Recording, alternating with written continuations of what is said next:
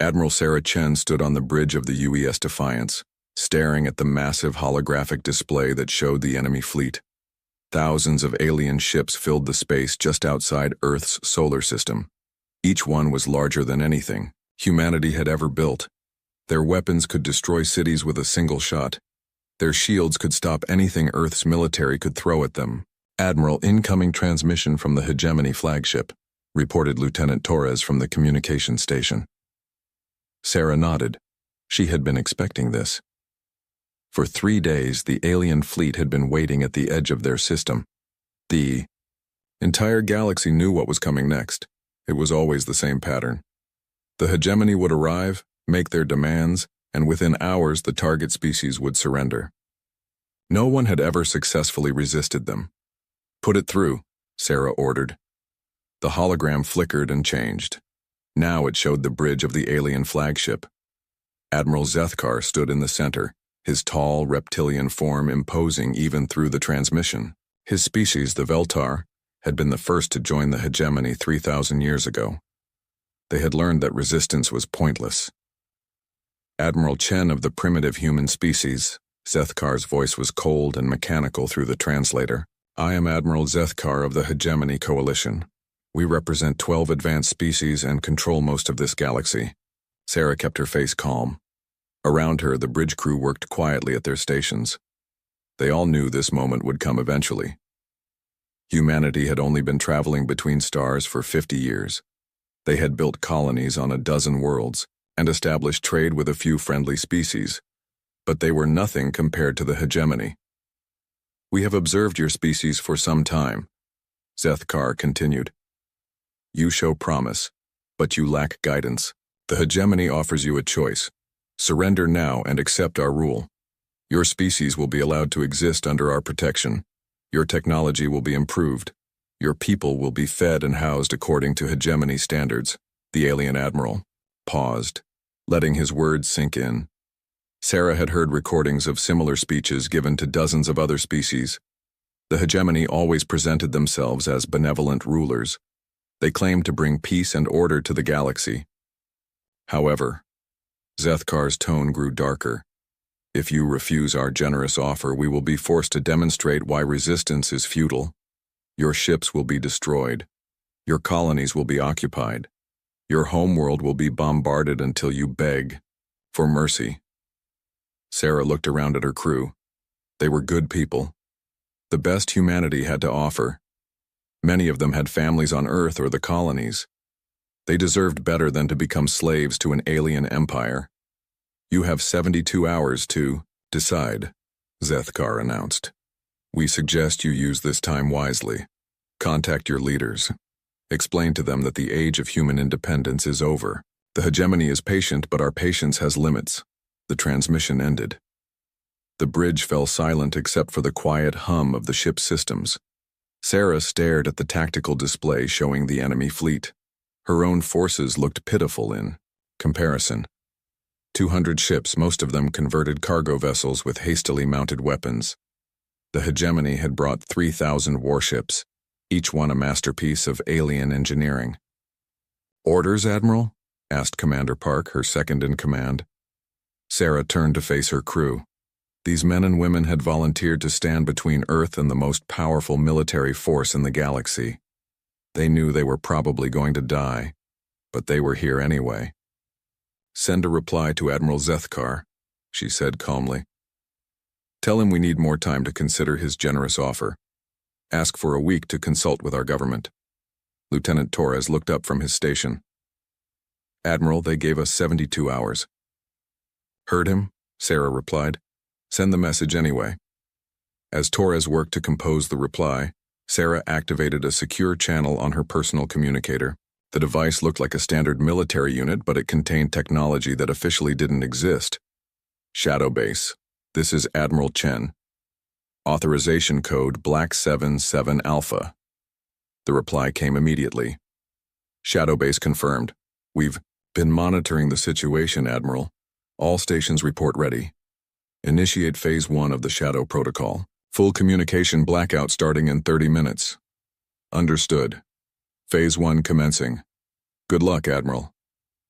Sarah closed the channel and looked back at the tactical display. The hegemony fleet was holding position, confident in their overwhelming superiority. They had no idea what was really happening. Commander Park approached her.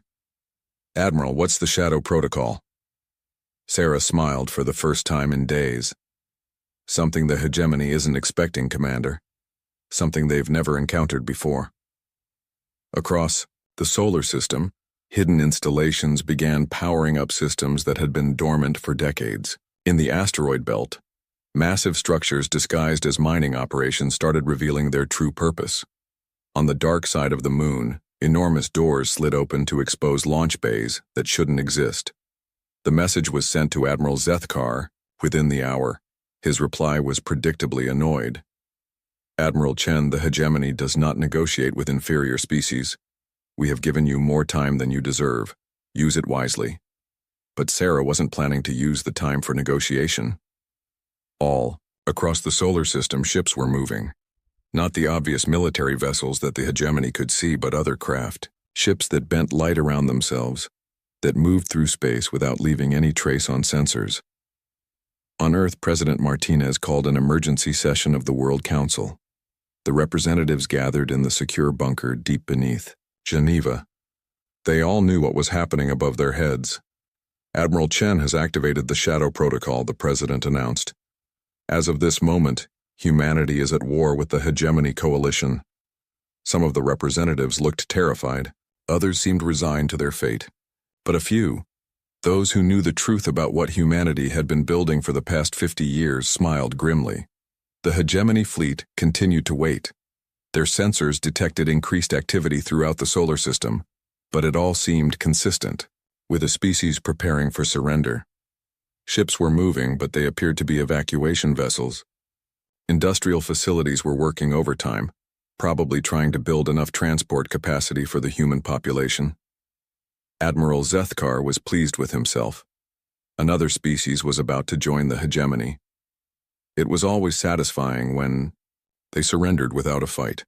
It saved resources and avoided unnecessary destruction. He had no way of knowing that those evacuation ships were actually carrying exotic matter to weapon systems that could tear holes in spacetime. The industrial facilities were manufacturing ammunition for guns that fired compressed black holes. The transport vessels were actually the most advanced stealth fighters ever built by any species in the galaxy. Sarah Chen stood on her bridge and watched the countdown timer. 68 hours remained until the hegemony's deadline, but the Shadow Protocol had its own timeline, and it was much shorter. "All stations report ready, Admiral," Commander Park announced. Sarah nodded. "Signal all Shadow units, begin Phase 2 in 12 hours, and Commander?" "Yes, Admiral?" "Send another message to Zethkar. Tell him we appreciate his patience and we'll have an answer for him soon." She didn't mention that the answer wouldn't be the one he was expecting. The hegemony had waited 3 days for Earth's surrender. Instead, they were about to discover that humanity had spent 50 years preparing for this moment. They were about to learn that sometimes the most dangerous enemy is the one that refuses to give up. 3 more days passed and Admiral Zethkar was growing impatient. The human fleet remained in position, making no aggressive moves but also showing no signs of preparing to surrender. His tactical officers reported strange energy readings throughout the solar system, but nothing that seemed threatening. "Sir, the humans are moving more ships," reported his intelligence officer, a spider-like creature from the Nexar species. "Our sensors detect increased traffic between their colonies and their homeworld." Zethkar studied the tactical display. Human vessels were indeed moving in unusual patterns, but they looked like civilian transports and cargo ships. Probably evacuating their leadership, he decided. Standard procedure for species about to surrender. On the bridge of the UES Defiance, Admiral Chen was coordinating activities that the hegemony couldn't begin to understand. Her communications officer was in constant contact with installations that didn't officially exist. Ships that weren't on any registry were moving through space using technology that broke every known law of physics. Shadowbase reports all construction units are now operational, Lieutenant Torres announced. Cloaking fields are stable across all sectors. Sarah nodded. For 50 years, ever since humanity's first contact with alien technology, they had been preparing for this day. Not openly, the official policy was peaceful exploration and trade. But in secret, in hidden facilities scattered throughout the solar system, humanity's greatest minds had been working on a single project. The Shadow Protocol wasn't just a military plan. It was humanity's insurance policy against exactly this situation. Admiral, incoming transmission from Earth Command, Torres reported. The hologram flickered to life, showing President Martinez in the underground command center. Behind him, Sarah could see the world's military leaders and top scientists. Admiral, what's the status of the Shadow Fleet? The president asked. All units are operational and ready for deployment, Sarah replied. We have full stealth capability, across 2,000 vessels. The hegemony has no idea they exist. President Martinez nodded grimly. The World Council has voted. If we're going to do this, we're committed. No surrender, no retreat. Sarah felt a chill run down her spine. 2,000 ships sounded impressive until you remembered that the hegemony had brought 3,000. But numbers weren't everything. The aliens were about to learn that lesson the hard way. Meanwhile, Admiral Zethkar was receiving his own reports. His science officer, a tall, blue-skinned humanoid from the Altaran Collective, approached his command chair. Admiral, we're detecting some unusual readings from the human industrial installations, energy signatures that don't match. They're known technology. Zethkar barely looked up from his tactical display, probably trying to upgrade their defensive systems. A waste of time, but let them try. It will make their surrender more satisfying. The science officer hesitated. Sir, these readings are different. We've never seen anything like them before. Every primitive species thinks they can innovate their way out of conquest, Zethkar replied dismissively. The humans discovered faster-than-light travel 50 years ago. They're still children playing with toys they don't understand.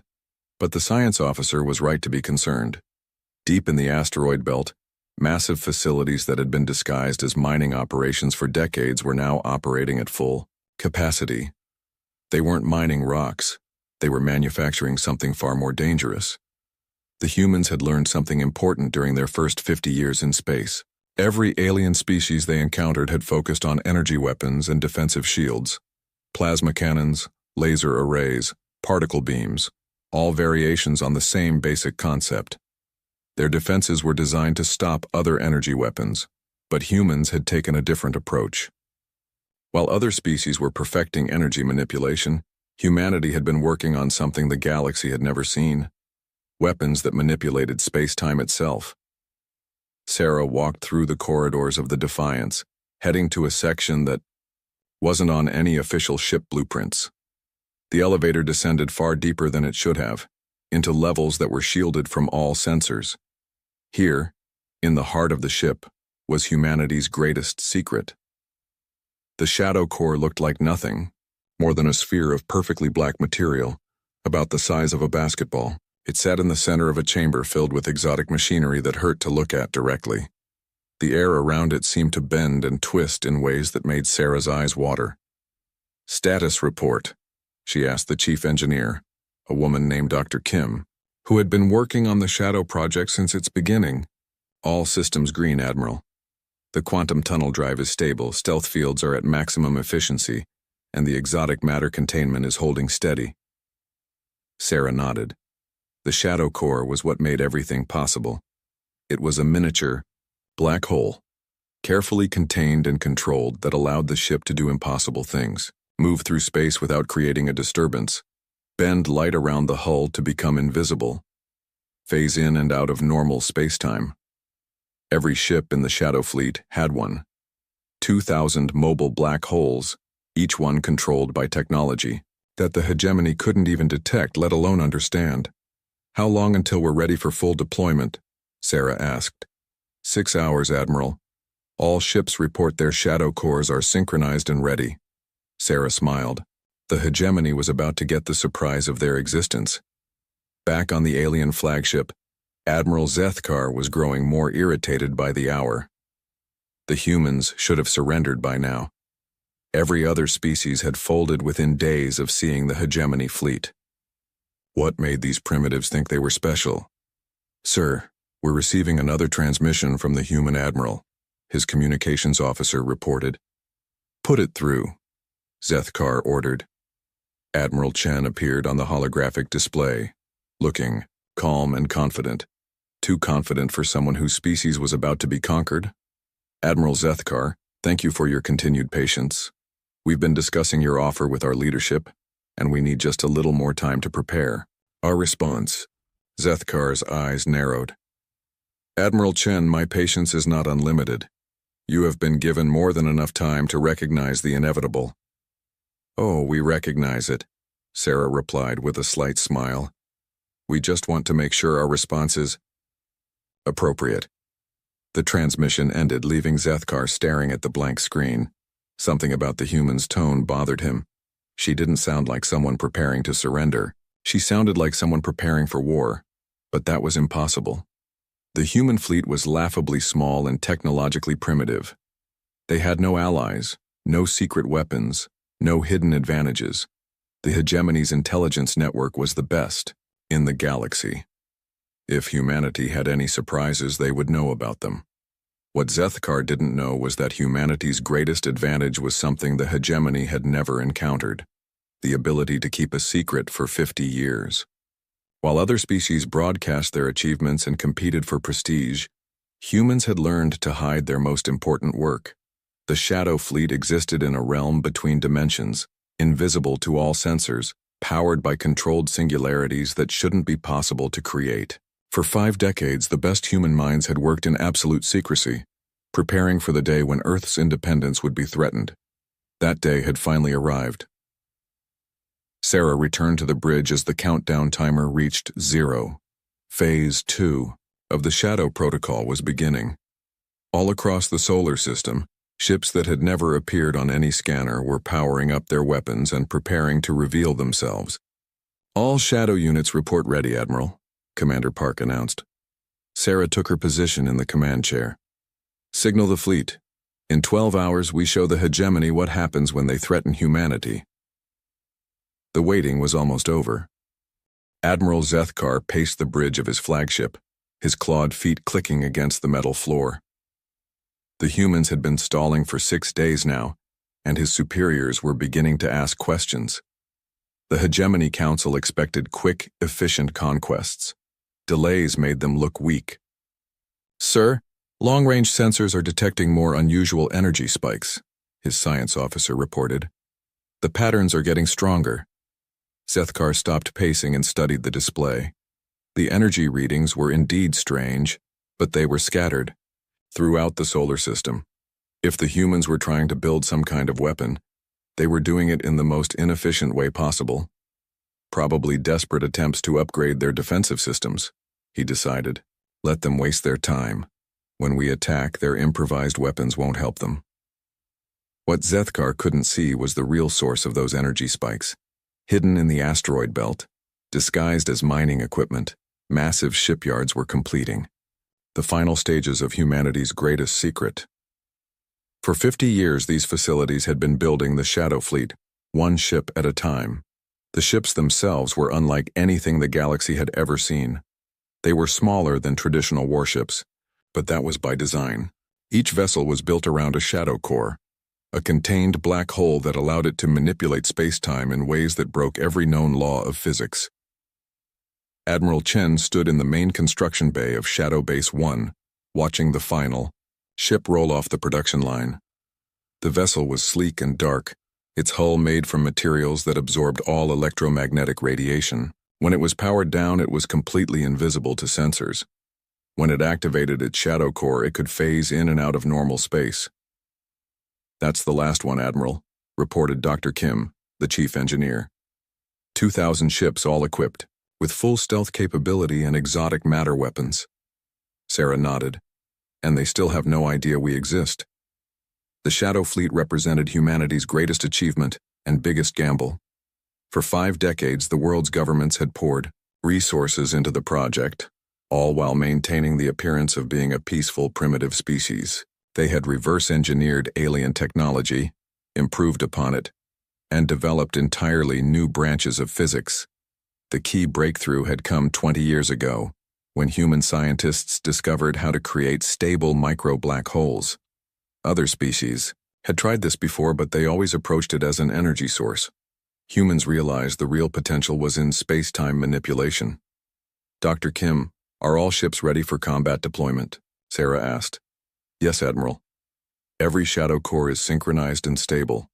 Our weapon systems are fully charged, and stealth fields are operating at maximum efficiency. Sarah activated her communicator. All shadow units. This is Admiral Chen. Prepare for final phase activation. Target coordinates are being transmitted now. Across the solar system, 2,000 invisible ships received their orders. They had been hiding in asteroid fields, behind planets, and in the empty spaces between orbits. Now they began moving toward the hegemony fleet, their shadow cores bending space around them to remain undetectable. On the alien flagship, Admiral Zethkar was receiving a very different report. Sir, we're detecting massive power fluctuations throughout the human solar system, his tactical officer announced. Whatever they're doing, it's big. Zethkar studied the readings with growing concern. The energy signatures were unlike anything in the hegemony database. They didn't match any known weapon system or defensive technology. Analysis? He demanded. His science officer worked frantically at her console. Unknown, sir. The energy patterns are impossible. They suggest space-time distortions on a massive scale, but no known technology can produce these effects. For the first time since arriving at Earth, Zethkar felt a touch of uncertainty. The hegemony had conquered hundreds of species over the millennia. They had seen every possible form of resistance, every desperate last-minute weapon. But this was different. Send a transmission to the human admiral, he ordered. I want to know what they're doing. The holographic display flickered to life, showing Admiral Chen on the bridge of her primitive warship. But something had changed. She no longer looked like a defeated commander preparing to surrender. She looked confident, almost excited. Admiral Zethkar, she said with a slight smile. Perfect timing. We were just about to send you a message. What are you doing, human? Zethkar demanded. Our sensors are detecting massive energy buildups throughout your system. Oh, that, Sarah replied casually. We're getting ready to give you our answer to your surrender demand. Zethkar's eyes narrowed. Your answer? Yes. Our answer is no. Before Zethkar could respond, something impossible happened. The space around his fleet began to shimmer and distort. Massive shapes began materializing out of nowhere, as if reality itself was being torn open.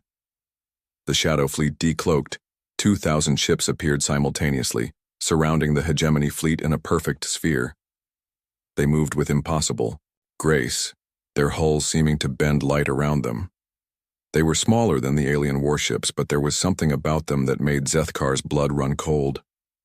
Impossible, his science officer whispered. Our sensors show nothing. They don't exist.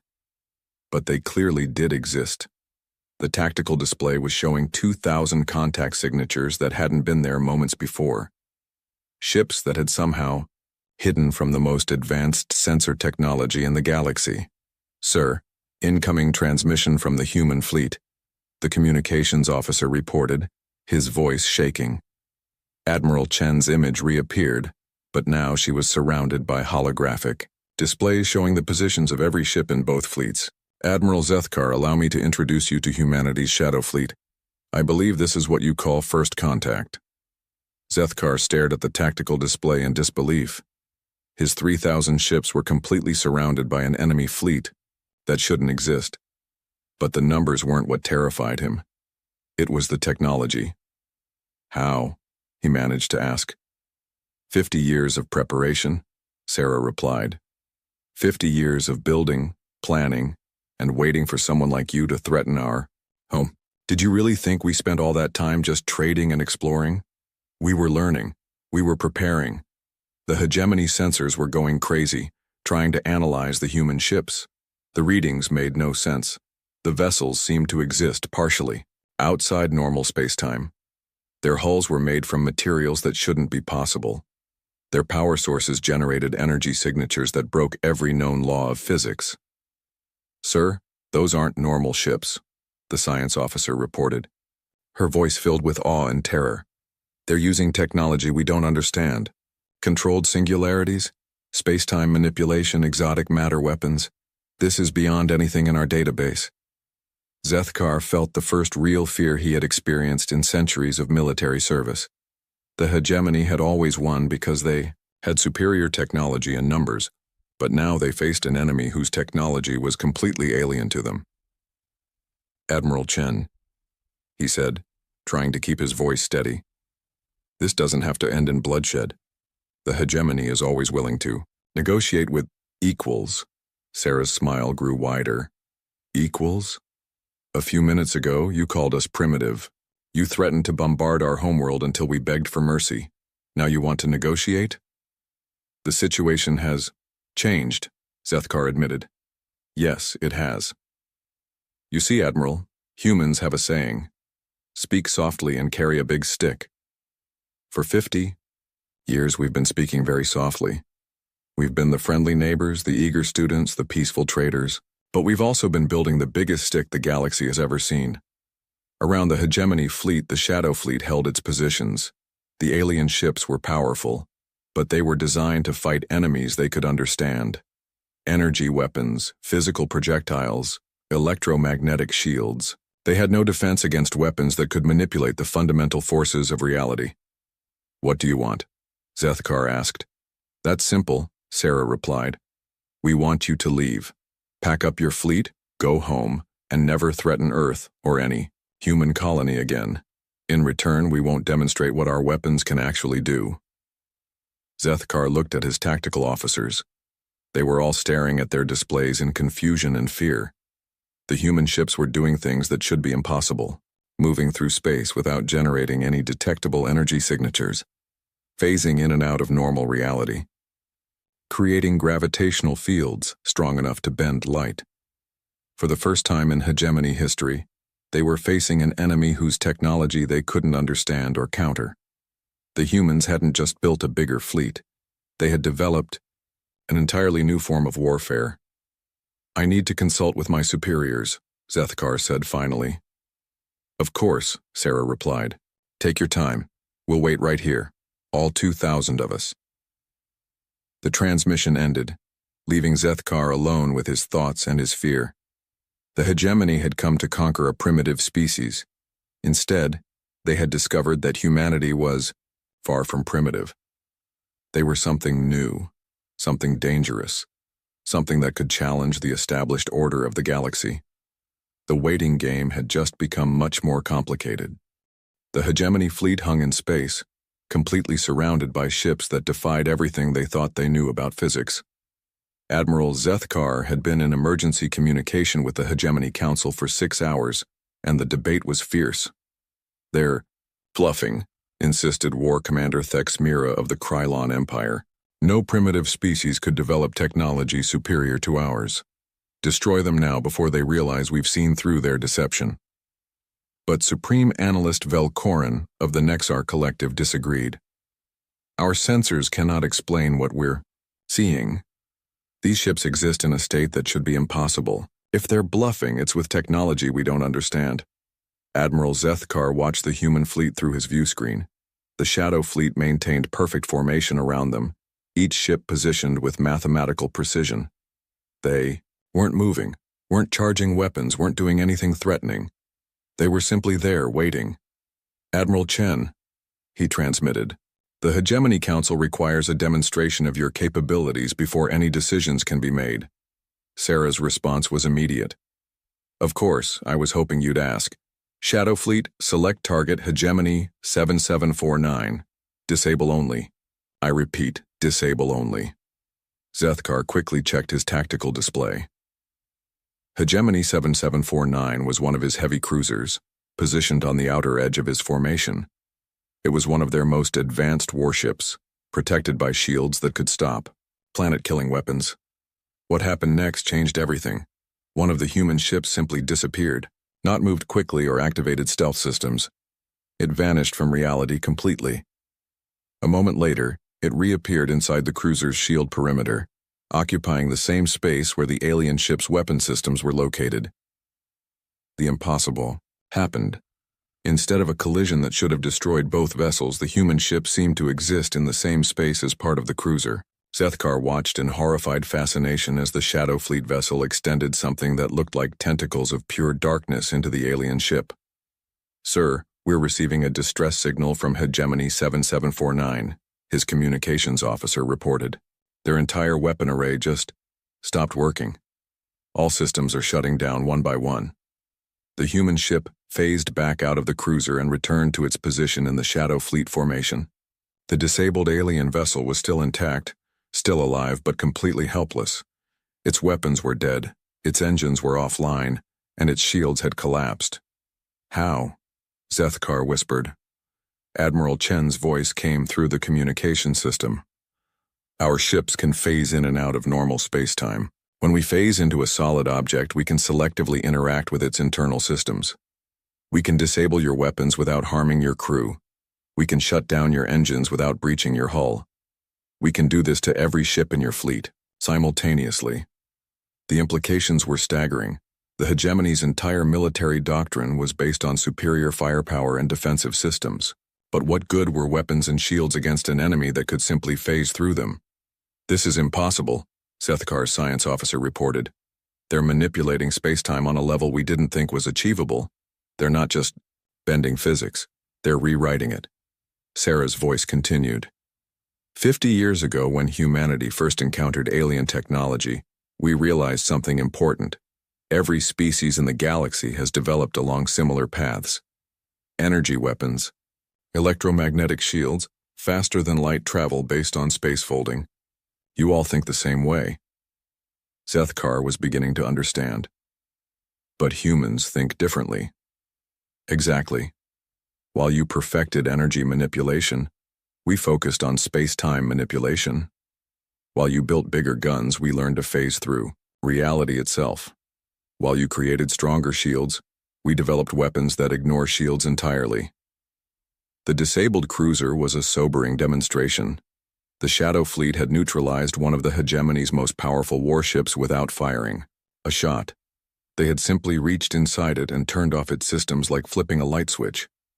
"Admiral," Sethkar said carefully, "what assurance do I have that you won't use this technology for conquest?"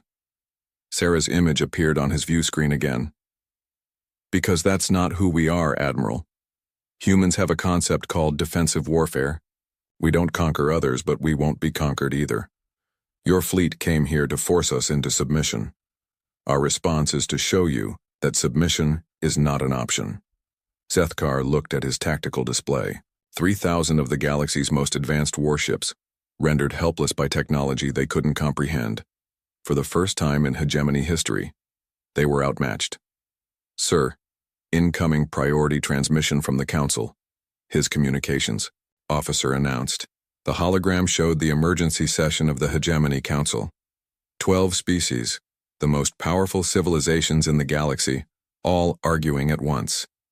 War Commander Thexamira was demanding immediate attack. Supreme Analyst Velkorin was advocating for retreat. Others were suggesting negotiation, alliance, or even surrender. Admiral Sethkar, spoke Chancellor Mordun of the Alteran Collective, the Council's current leader. "What is your assessment of the human military capability?" Sethkar chose his words carefully. "The humans have developed technology that makes our weapons and defenses irrelevant. They can disable our ships at will without destroying them. If they chose to destroy us, I believe they could do so without significant losses." The council chamber fell silent. For 3,000 years, the Hegemony had been the dominant force in the galaxy. They had never encountered a species that could challenge them technologically. However, Sethkar continued, they appear to have no interest in conquest. They simply want us to leave them alone. "Unacceptable," War Commander Thexamira declared. "No species can be allowed to possess technology superior to the Hegemony. We must capture their secrets or destroy them completely." "With respect, War Commander," Sethkar replied, "I don't believe we can do either. Their technology is beyond our understanding, and they have enough ships to match our entire fleet." Supreme Analyst Velkorin accessed her data files. "Admiral, Our intelligence reports suggested humanity had only 200 primitive warships. Where did 2,000 advanced vessels come from? They've been building them in secret for 50 years, Zethkar explained. While we thought they were a peaceful species focused on trade and exploration, they were actually preparing for war. We completely underestimated them. Chancellor Mordoon made a decision. Admiral, you are authorized to begin withdrawal negotiations with the humans. The hegemony cannot afford a war we cannot win. But War Commander Thex Mira was not finished. This is cowardice. The hegemony does not retreat from primitives. These are not primitives, Zethkar said firmly. They are possibly the most advanced military force in the galaxy, and they're offering us a chance to leave with honor intact. The debate continued, but Zethkar had heard enough. He closed the channel and opened a direct communication with Admiral Chen. Admiral, I believe we can reach an understanding, but I need you to know that not all members of the Hegemony Council agree with peaceful resolution. Sarah nodded. We're prepared for that possibility, Admiral, but we'd prefer to solve this without violence. Humans have a saying, it's better to be feared than loved, but it's best to be respected. You have my respect, Zethkar admitted. And my fear. Your technology could reshape the balance of power in the galaxy. That's not our goal, Sarah replied. We just want to live in peace. But we've learned that sometimes peace requires strength. The Shadow Fleet is our strength. Zethkar looked at the disabled cruiser floating helplessly in space. Its crew was alive and unharmed, but their ship was completely neutralized. The humans had demonstrated ultimate power with ultimate restraint. What are your terms for our withdrawal? He asked. Sarah smiled. Simple. Leave our space, don't come back, and don't threaten any human colonies. In return, we'll pretend this never happened. No one needs to know that the mighty hegemony was outmatched by a species you thought was primitive. It was a generous offer. The humans could have demanded tribute, territory, or technology transfers. Instead, they were offering the hegemony a face-saving withdrawal. But Zethkar knew that War Commander Thex Mira and her faction would never accept such terms. The hardliners would prefer to fight and die rather than admit defeat to a primitive species. The real test was about to begin. The emergency session of the Hegemony Council had been going on for 12 hours. Admiral Zethkar watched the holographic display as 12 species argued about humanity's ultimatum. Half wanted to negotiate, half wanted to fight, and none of them could agree on anything. War Commander Thex Mira slammed her clawed hand on the council table. We cannot show weakness. If we retreat from these primitives, every conquered species will think they can challenge us. Supreme Analyst Velcorin displayed her data files. War Commander, the humans are not primitives. Their technology is more advanced than ours. Fighting them would be suicide. Then we die with honor, Thex Mira roared. The Krylon Empire has never retreated from battle. Chancellor Morden of the Altaran Collective tried to maintain order. The question is not about honor, it's about survival. If these humans can disable our ships at will, what hope do we have in combat?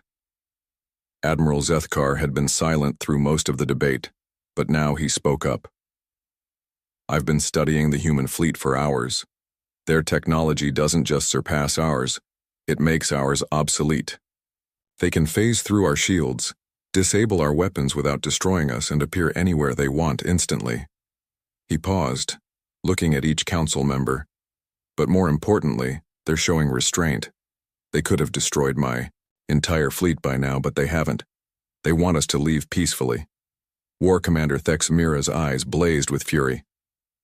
Admiral Zethkar, you sound like a coward. Are you afraid of these hairless apes? Yes, Zethkar replied honestly. I'm afraid of them. And you should be too. Fear of a superior enemy is wisdom, not cowardice. The council continued to argue, but Zethkar could see that public opinion was shifting. News of the confrontation was spreading throughout hegemony space. Other conquered species were watching to see if the mighty hegemony could be defeated. Meanwhile, Admiral Chen was dealing with her own challenges. Earth's leadership was nervous about the long-term implications of revealing the Shadow Fleet. "Admiral, what happens after this?" President Martinez asked during their secure communication. "We've shown our hand. The entire galaxy will know that humans have advanced military technology." Sarah considered the question carefully. "Mr. President, we've been hiding our capabilities for 50 years. But hiding only works if no one threatens us. The hegemony forced us to reveal ourselves. And now? Now we face the consequences. Some species will fear us, some will try to ally with us, and some will try to steal our technology. We'll need to be ready for all of those possibilities." Dr. Kim, the chief engineer, joined the conversation. "Admiral, we could share some of our less sensitive technology with friendly species, help them defend themselves against hegemony expansion." Sarah nodded. "That's a good idea, Doctor. If we're going to change the balance of power in the galaxy, we should make sure it changes in the right direction." Back on the hegemony flagship, Admiral Zethkar received an urgent message from one of his subordinates. "Sir, we're detecting movement in the Krylon battle group. War Commander Thex Mira has broken formation and is approaching the human fleet." Zethkar cursed under his breath. The Krylon were always the most aggressive members of the hegemony. Thex Mira had obviously decided to test the humans' resolve. "Open a channel to the Krylon flagship," he ordered. Thex Mira's reptilian face appeared on the hologram. "Admiral Zethkar, I am done waiting. The Krylon Empire will show these primitives the price of defying the hegemony. War Commander, you're making a mistake. The humans have superior technology. Don't throw away your ships and crews for pride." "Pride is all we have left," Thex Mira replied. "If we cannot conquer them, we can at least show them that the hegemony fights to the end." The transmission cut off, and Zethkar watched helplessly as 200 Krylon warships broke formation and charged toward the human fleet. On the bridge of the UES Defiance, Admiral Chen received the tactical update. "Admiral, 200 alien ships have broken formation and are moving to attack," reported Commander Park. Sarah sighed. She had hoped to resolve this peacefully, but some people only understood force. "Shadow Fleet, intercept the Krylon attack. Force, disable their ships but avoid casualties if possible." What followed was not a battle. It was a demonstration of absolute technological superiority. The Shadow Fleet ships phased through space, appearing inside the Krylon formation without warning. They moved through the alien ships like ghosts, reaching into their hulls to disable weapons, engines, and life support systems. Within minutes, 200 of the galaxy's most feared warships were floating dead in space. Their crews were alive, but powerless, their vessels reduced to metal coffins. War Commander Thex Mira's flagship was the last to be disabled. A single Shadow Fleet vessel phased directly into her bridge, its dark hull occupying the same space as her command chair. Tendrils of pure darkness reached out and touched every control panel, every weapon system, every piece of technology on the ship. "Impossible," she whispered as her ship died around her. The Shadow Fleet vessel's commander appeared as a hologram. "War Commander, your ships are disabled, but your crews are safe. This is your only warning. Any further aggressive action will be met with lethal force." Admiral Chen opened a communication channel to all hegemony forces. "This is Admiral Chen of the Terran Defense Force. We have demonstrated that we can disable your ships without harming your people. But our restraint has limits. Any further attacks will be answered with the complete destruction of the attacking force." The message was broadcast throughout the hegemony fleet and transmitted back to the council chambers. The reality of humanity's military superiority was now undeniable. Chancellor Morden called for an immediate vote. All in favor of accepting the human terms and withdrawing from their space? 8 species voted for withdrawal. 3 voted to continue fighting. The Krylon Empire predictably abstained since their representative was now trapped on a disabled ship. "The motion passes," Morden announced. "Admiral Zethkar, you are ordered to begin immediate withdrawal from human space." Zethkar felt a mixture of relief and shame. Relief that his people would survive. Shame that the mighty hegemony had been defeated without firing a shot. "Admiral Chen," he transmitted, The hegemony accepts your terms. We will withdraw immediately. Sarah appeared on his view screen one final time. Thank you, Admiral. I hope this is the beginning of a new relationship between our peoples, one based on mutual respect rather than conquest. You have taught us something important today, Zethkar replied. Perhaps it is time for the hegemony to reconsider our methods. The withdrawal took 3 days. The massive alien fleet, with their disabled ships in tow, departed Earth's solar system and disappeared into hyperspace. They left behind a changed galaxy. News of the confrontation spread quickly. Dozens of conquered species began to whisper about resistance. The hegemony's reputation for invincibility was shattered. Some member species began to question their loyalty to an alliance that could be defeated by a single planet. Admiral Chen stood on the observation deck of the Defiance, watching the last hegemony ships disappear into the distance. The Shadow Fleet had returned to its hiding places, invisible once again but ready to deploy at a moment's notice.